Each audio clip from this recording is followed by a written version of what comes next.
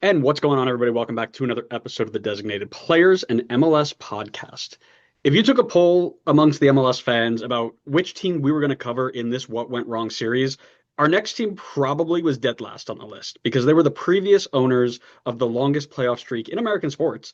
It was our New York Red Bulls. And they're next up. And I could go on for hours about this team and the shortcomings and everything that went wrong this year, but nobody would listen to me ramble for 4 hours. So instead, I brought back on our good friend Mark Fishkin to help break it down with me. How we doing, Mark? We are in a very strange place because traditionally at this time we are looking forward to the MLS Cup playoffs, and Red Bull fans, I think, don't really know what to do with themselves right now. Yeah. It's this is going to be very weird. I don't think I've ever watched a playoffs without a lot of stress. So this is going to be a weird one for sure. But let's ease into the topic here. Why don't we show off some cool scarves that we got going on for Scarf of the Week? What do you got for us? Well, this here is an MLS Cup scarf from 2024. The Red Bulls were the Eastern Conference participant in MLS Cup, and so this one, there we go. We've got, this is of the game. There's the Galaxy as well on that, but that's kind of like the scarf of the match of MLS Cup last year.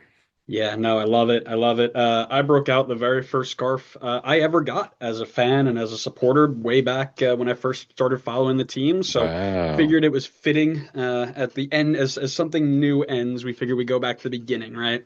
Sure. So yep, rocking this out today, and I've got the rest of the Red Bull gear behind me, but we've got to talk about the negatives right now. So I kind of wanted to throw it over to you first and kind of just let you run on what was kind of like the number one thing that went wrong for you, or in your opinion, this year for our New York Red Bulls.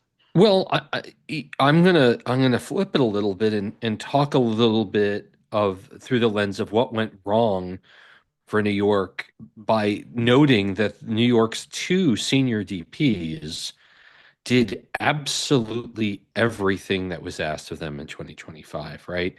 Choupo-Moting came in, he's 36 years old. The notion that he was going to be a regular starter on this team, I think, was in some doubt because of his age. I think that there was a hope that he was going to be healthy enough to go. This guy went full 90 29 times in 33 MLS games and 16 goals and 4 assists. I mean, this is literally everything you would want in a designated player.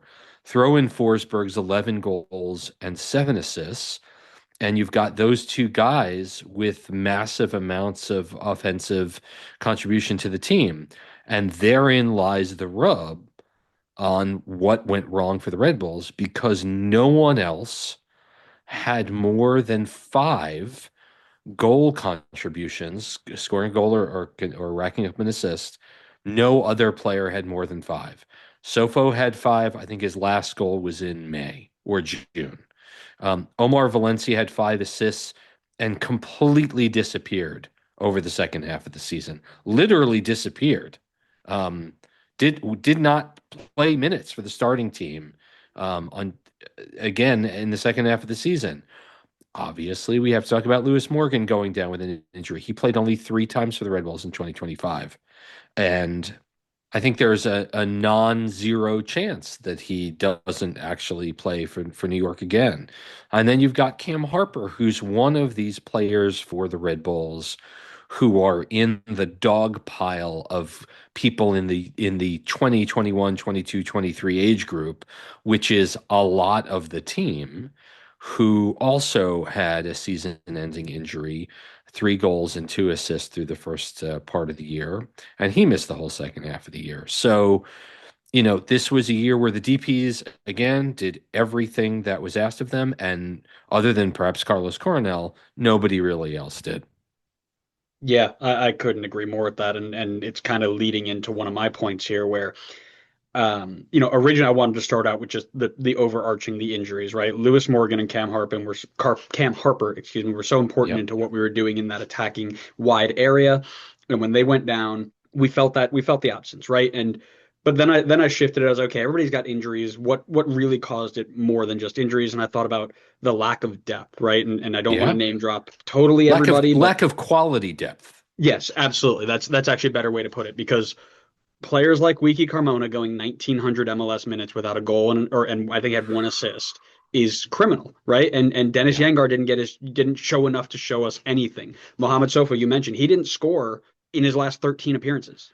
Yeah. I think it was June that shut him down, right? And then you got guys like Julian Hall and Victor Bogash, who I think both of them have very high ceilings and showed pretty well, but they didn't have enough to make an impact this year. So that quality really wasn't there. But what stood out to me most across all of that was the coaching decisions in the difficult moments where, like I just said, we ran Wiki Carmona out 1900 minutes. He started every game until we were eliminated, and then they're like, okay, we'll try something else. Why are we waiting that long to do it? I mean, and I'm not saying that there were other people who were better than him. I thought Dennis Yangar was underwhelming. I thought that Mohamed Sofo at times were underwhelming, but the definition of insanity, right? Doing things over and over again, expecting the same results, and we didn't do anything to try and change it. We ran out the same group, sans one or two players switched in and out, and we didn't do anything. You mentioned Omar Valencia, right? Omar Valencia didn't get a shout. It was always Raheem Edwards who was hot and cold. Marcelo Morales was healthy at some point. He didn't get into the fray. So to me, Sandro Schwartz's lack of creativity to find answers in this team was one of the key problems with why we got stuck into a rut and couldn't get out of it. Well, I think there's two sides to that coin. One is, boy, gee, why didn't Schwartz play other players? And the flip side of that is the players that were there were not like if every week Yengar has an opportunity to earn that starting spot in practice, and he obviously didn't do it. So I appreciate the idea of saying, gosh, why aren't some of them the why aren't more of these guys getting meaningful minutes? And I think the reason is that they're not producing either. And again, Wiki is not a winger, and Mhm. I think this season certainly proved it. And it may not have truly been fair to him to continue to start him on the wing, but I think looking at his lineup, I think Schwartz just didn't really think he had anything else. And just to turn it back for a minute to look at the cohort of 17 to 23-year-olds on this team, just to kind of illustrate where we are, right? Julian Hall had a goal this season. Serge Goma, right, who you could make the argument still has not fully recovered his form. He may have recovered physically, but he hasn't recovered his form. One goal in almost 600 minutes. Rafa Mosquera just got started. Donkor played 900 minutes, 2 assists. Sofo, again, he's only 20 years old with 5 goals. Victor Bogash, as we talk about on Seeing Red a lot, for all the excitement and the 2 year chase to get this, the biggest second division Polish transfer fee ever, one really, really pretty goal and one assist in 300 minutes is not exactly going to light anyone's hair on fire. Valencia, Yengar, Marcelo Morales, Edelman, who's 22, Wiki, Noah Ayla, who is, I think, CB1 on this team, Mhm. Peter Stroud, and Cam Harper. All of those players are between 16 and 24 years old on the roster, and they just didn't do a whole lot. So, I feel you in wondering and being curious about why Schwartz isn't going to some of these younger players more often. Perhaps he should have when things were just kind of stagnant down the stretch. But I just don't think that he trusted any of these guys. And, the team finished, let's see, 1, 2, 3, 3, 5-1 down the stretch. And that's just not going to get you where you need to be. Yeah, yeah. Well, and before we move on to your second point, the other, I liked what you did where you start off kind of with a positive here, and you, like I said, you mentioned on Seeing Red all the time, but this team had, I think they've officially crossed the threshold for where they were last season, right? Didn't we, in terms of points? Are we almost there? I'd have to go back and look. I think they were at 48 last year, so I Hmm. don't think they're going to get to where they were. But Gotcha. again, the Red Bulls have made the playoffs 4 times with a worse record than they have now, and Right. they just suffered from being playing in a very competitive East where a lot of the teams stepped up And New York, especially during their summer window, was not able to get what they wanted. And well, they'll be watching the playoffs on TV. That they will. That they will. So, why don't we jump forward then and maybe give point number two for Okay. kind of what else went wrong? Because the lack of depth is one thing. There had to be more, right? Well, I mean, I think, lack of depth is kind of an overarching theme. I think that the fact that the center backs were not, there was never really a set number two center back, right? And again, players fall in and out of form and they move into form all season. But, if you're going to write in pen Noah Ayala in the starting lineup every week, which I think we all can agree that he's number one. Sean Nealis completely fell out of favor with Schwartz going down the stretch, and Schwartz is a professional, and I don't think he wanted to call out Sean. We've asked a number of times about like, hey, what's going on with Sean, and he would in a very professional way say, let's talk about Tim Parker and his play, right? He's really stepped up and earned it. They signed Alexander Hawk over in the offseason. I don't really think he did a whole lot for us, and I think the other thing is, I mean, this team won two games in a row twice and three games in a row once, and that was it. So I just think the inability to maintain a high level of play week after week, they had a stretch of three straight draws. They did go undefeated in the League's Cup, but they didn't qualify to move out of the into the final, I guess, like final eight or Mhm. whatever it was, which I thought was fine because I felt like that League's Cup run gave them a little bit of a boost. Obviously, losing to the Union in the Open Cup quarters in the way that they did, taking a lead twice on the road and conceding after each goal within minutes, just kind of showed a lack of maturity on the team, even with a side with some very experienced names. But by and large, they finished losing three out of four, and they find themselves on the wrong side, and it just seemed like a team that just couldn't find a second gear through a lot of the year. And yeah, I don't just a lack of stringing together good performances, I think was a real challenge for these guys. Yeah, and I think I'll just piggyback off that because I take that same idea, but I apply it to just one half of the schedule, and that's the away half, right? When we Right, left right. Red Bull That's the Arena story. or Sports Illustrated Stadium, whatever you want to call it, we were dreadful. We had Yeah. two wins away from home all season. The first one came 3 months into the season. The next one didn't come until 4 months later, right? Yep. We picked up four draws outside of that, 10 total points. We were shut out in almost half of our road games this year. It just Yeah. it just isn't good enough in a league where a couple of decent results at least let you on the road let you sneak into the postseason. An average return from your away games and even a below average return will Would have done it.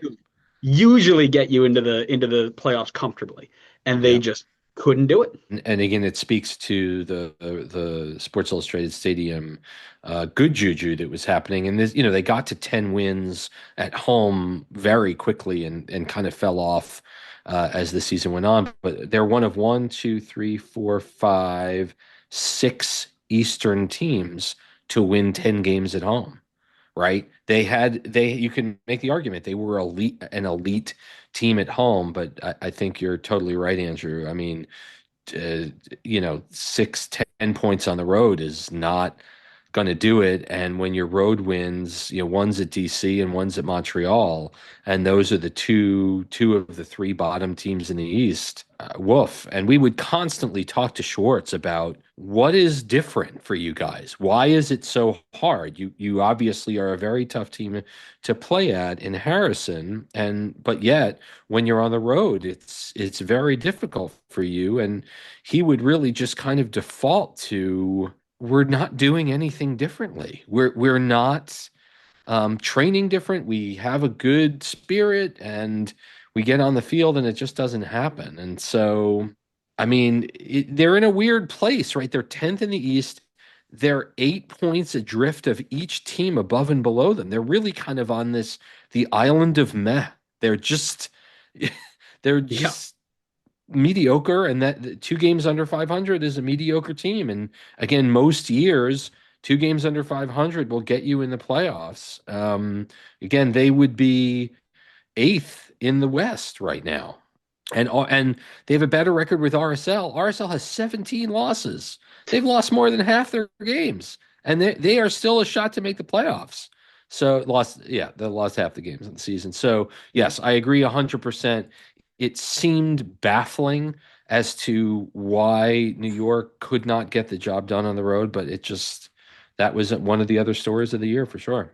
Yeah, yeah, and I think it ties into your point too, right? Maturity and being able to handle, difficult situations and as a group, right? You have your leaders who are doing all right there, but you've got so many young kids who just didn't really work it out. And hopefully that changes in 2026. But I kind of want to ask you to wrap this all up. If you could Yeah, pick one thing right now to fix perfectly, 100%, to make us better in 2026, what is it? road form, Yeah. road form. And again, as you I think rightly said, and I'm just kind of looking at the standings. I mean, Nashville is locked in. They're sixth in the East. They're 5-9-3 in on the road. That's the 8 points right there that New York would need to get. They'd be even with Columbus, whatever. But yeah, I just more consistent on the road, and I really want to see the team get in a good way and really, the teams that are threats in the playoffs, they get 3, 5, 6 game unbeaten streaks a number of times during the playoffs. They build on their positive results, and New York in 2025 did not do that at all. Yeah, yeah, I couldn't. I think that's a really good one there. Because, like we said, if you pick up 8 more points, you're looking at the playoffs. So if we can fix that, I think we're in good shape. But Mark, really want to appreciate you coming on again, and thanks so much for being here. Why don't you take a little bit of time, tell people who you are, what you do, and where to find you?